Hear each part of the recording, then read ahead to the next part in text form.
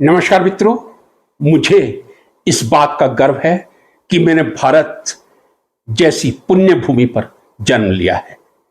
गर्व मुझे इस बात का भी है कि मैं जिस देश में रहता हूं वहां लोकतांत्रिक प्रणाली है। गर्व मुझे सबसे ज्यादा इस बात पर है कि मैंने सब कुछ छोड़कर एक शिक्षक बनना पसंद किया था।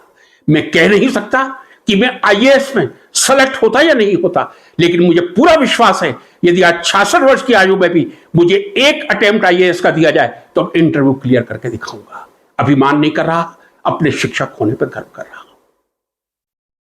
मित्रों, जो लोकतंत्र की दुर्दशा पिछले कुछ दिनों से देश में चल रही है, क्या आप लोगों को ऐसा फील नहीं होता, ऐसा आभास नहीं होता कि लोकतंत्र का गला घोटा जा रहा है? जिस देश में उपराष्ट्रपति का पद भी सुरक्षित ना हो, यह तो बड़ी आश्चर्य की बात है। जिस देश में उपराष्ट्रपति का पद भी सुरक्षित ना हो, उस देश में एक नागरिक की सुरक्षा की क्या आशा की जा सकती है? हां, यह आशा की जा सकती है। एक बोइंग टकराया था 12 जून को, 273 लोगों की जान चली गई थी। राजस्थान के झालावाड़ में एक स्कूल की छत गिरी, 7 बच्चों की जान चली गई, अनेक बच्चे घायल अवस्था में बैठे हैं। और मंत्री महोदय कह रहे थे कांग्रेस के शासन की भूल है। नहीं कहूंगा इस बारे में कुछ। मूल मुद्दा यह है, क्या लोकतंत्र जीवित है? मैं सरकार को खुली चुनौती दे रहा हूं। या तो आप ये कह दीजिए कि हम तानाशाह बन चुके हैं और हम तानाशाही से भी देश चलाएंगे, हम बिल्कुल चुप होकर बैठ जाएंगे।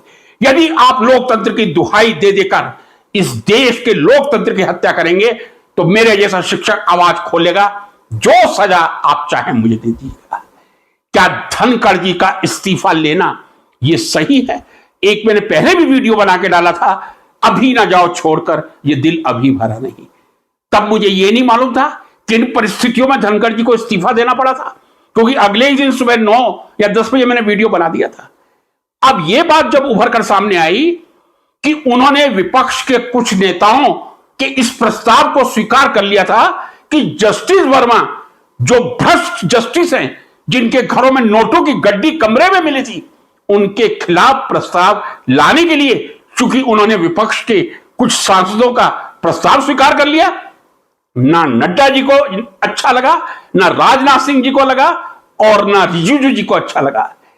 एक चौकड़ी बैठी थी और चौकड़ी ने बैठकर, अब मुझे एक बात बताइए, मैं तो रसायन शास्त्र का बहुत छोटा सा विद्यार्थी हूं, क्या संविधान ये कहता है कि लोकसभा और राज्यसभा में एक साथ ही चर्चा होनी चाहिए?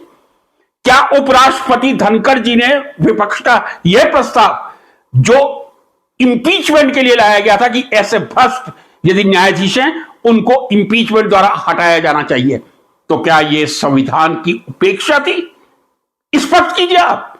क्या कहीं संविधान में लिखा है कि लोकसभा और राज्यसभा दोनों में एक साथ ही आएगा? या यह आपकी दादागिरी है? किस तरह की दादागिरी है कि यदि आप राज्यसभा में चर्चा के लिए एक विपक्ष का प्रस्ताव ले आए हैं तो हम आपको कुर्सी पर टिकने नहीं देंगे? मैं समझता हूं इतनी तानाशाही हिटलर ने भी नहीं की थी, और हिटलर का अंत क्या हुआ था यह मुझे बताने की आवश्यकता नहीं है। लेकिन जिस तरह आप लोग लोकतंत्र की हत्या कर रहे हैं, विपक्ष को बोलने का टाइम नहीं दे रहे हैं। अरे आपने सिंदूर बीच में ही रोक दिया। मैंने पहले भी एक वीडियो बनाया था या रील बनाई होगी, जरा मुझे भी बता दीजिए। मैं इस देश का अदना शिक्षक हूं, विद्यार्थी समझता हूं मैं अपने आप को रसायन शास्त्र का। वो चारों कहां से आए थे, कैसे अंदर पहुंच गए थे, कहां चले गए और कैसे चले गए? हमारे देश की सीमा पर फौज तैनात है और मुझे अपने देश पे, मैंने आपसे शुरू में कहा, भारत में जन्म लेने का गर्व है, लोकतंत्र में जन्म लेने का गर्व है, शिक्षक होने का गर्व है। ठीक मुझे भी उसी तरह अपनी सेना पे भी उतना ही गर्व है जितना अपने देश के लोकतंत्र पे है। या ना जाने उनको कौन खा गया, जमीन निकल गई, ना हमारे गृह मंत्री जवाब देते हैं, ना हमारे प्रधानमंत्री जवाब देते हैं। मैं टैक्स पे करता हूं और टैक्स इतना पे करता हूं कि मेरी रीढ़ की हड्डी टूट जाती है। क्या मुझे कोई बता सकता है पिछले लगभग 11 वर्षों में प्रधानमंत्री जी की विदेश यात्राओं पर कितना खर्चा हुआ है? यह एक सार्वजनिक वक्तव्य सामने आना चाहिए। और मैं निवेदन करना चाहूंगा शिक्षकों से, शिक्षक एक ऐसा पद होता है, चाणक्य हमारे आदर्श हैं, मेरे आदर्श हैं। शिक्षक कभी साधारण नहीं होता, निर्माण और प्रलय उसकी गोद में पलता है। ईमानदारी से काम कीजिए। यदि आपने जिंदगी भर ईमानदारी से काम लिया है, आपकी आवाज बुलंद निकलेगी। मैं 66 साल की उम्र में भी आवाज निकाल रहा हूं। यदि आपने 10 पैसे या 10 रुपए का भी घोटाला किया है, फिर आप ऐसे हाथ छाती पे हाथ रख के बैठे रहेंगे और देश की लोकतंत्र की हत्या के सबसे बड़े जिम्मेदार वो शिक्षक होंगे जिन्होंने अपने जीवन में भ्रष्टाचार करके आज के समय में अपने मुंह पर ताला लगा के इस देश के लोकतंत्र की हत्या करने में अप्रत्यक्ष रूप से मदद की है। ऐसे शिक्षकों को धिक्कार है। शिक्षक वो होता है जो सामने आके सत्य बोले। शिक्षक की आवाज में दम होता है। मैं तो ये सोचता हूं, शिक्षक किस नींद में खोया हुआ है, किससे डरा हुआ है। मैं कहता हूं शिक्षक के निर्भीक पद कोई हो ही नहीं सकता। मैं आईएएस में नहीं गया था, इसीलिए नहीं गया था क्योंकि मुझे राजनेताओं की सलामी मंजूर नहीं थी। और जिन शिक्षकों ने जिंदगी भर, बहुत मैंने ऐसे शिक्षक देखे हैं और बहुत ऊंचे ऊंचे पदों पर, कई वाइस चांसलर देखे, नाम किसी दिन खुलेंगे, आज नहीं खुलेंगे, वो भी समय आएगा, धीरे धीरे आएगा जब मैं नाम लेके कहूंगा फलाने वाइस चांसलर ने कितना भ्रष्टाचार किया है। ये मैं आपके सामने स्पष्ट कर रहा हूं। फलानी सोसाइटी ने कितना भ्रष्टाचार किया है, ये मैं आपके सामने आके स्पष्ट करूंगा। परतें धीरे धीरे खुलेंगी, लेकिन इतने भी आप मजबूजी या तानाशाही ना बनिए कि देश की जनता की लोकतंत्र की आवाज को दबाकर इस तरह हमारे देश में बच्चों की हत्या होती रहे। स्कूल जर्जरित हालत में है। फिर मैं कह रहा हूं आपके स्कूल और कॉलेज की दशा क्या है। मैं कहता हूं आप सब रिसर्च बंद करती है। कोई जरूरत नहीं है सीएसआईआर की, डीएसटी की, डीएई की, किसी की कोई जरूरत नहीं है। आप अच्छे स्कूलों की बिल्डिंग बना दीजिए, स्कूलों में अच्छे शिक्षक दे दीजिए, मत करवाइए रिसर्च, हम पीछे चले जाएंगे। वैसे भी हमारे पास 6 ही नोबेल प्राइज है अमेरिका के 450 के अगेंस्ट, तो हमें कोई दुख नहीं होगा।